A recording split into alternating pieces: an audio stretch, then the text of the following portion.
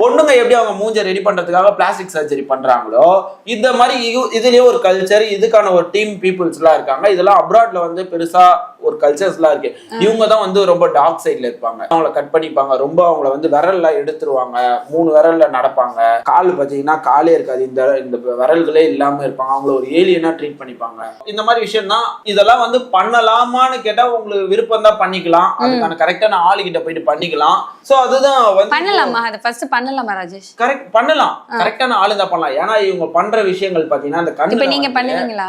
எனக்கு நீட் இல்லையே, எனக்கு தேவைன்னா நான் படிப்பேன், யாரையும் கேட்க மாட்டேன். யார் விருப்பம், என்னோட வாழ்க்கை என்னோட உடம்பு. சரி, உங்ககிட்ட வந்து கேட்டிருக்காங்களா கண்ணுல எல்லாம் டாட்டு போறீங்களா? நான் பண்ண மாட்டேன், மீன்ஸ் எனக்கு பண்ண தெரியாது. இப்போ சில பசங்களுக்கு மீசை எல்லாம் வளர்ந்துருக்காது, லைக் அதை டார்க் பண்ணுங்க, தலையில முடியெல்லாம் வளர்ந்துருக்க டார்க் அப்படி அதெல்லாம் பண்ணுவோம். இது வந்து அடிப்பட்ட காயம் இல்லையா, மீசை இருக்கும், இந்த இடத்துல அடிபட்டுரும், அந்த இடத்துல இருக்காது, அந்த இடத்துல டாட் வச்சு இருக்கா மாதிரி காட்டுவோம். ஹெட் வந்து பால்ட் ஆயிடும், பால்டான இடத்துல வந்து நான் டாட் டாட்டா வச்சு அதை வந்து ஒரு இந்த இடத்துல ஃபேட் பண்ணிட்டோம்னா அது ஒரு நல்லா இருக்கும், ஸ்டைலா இருக்கும். அது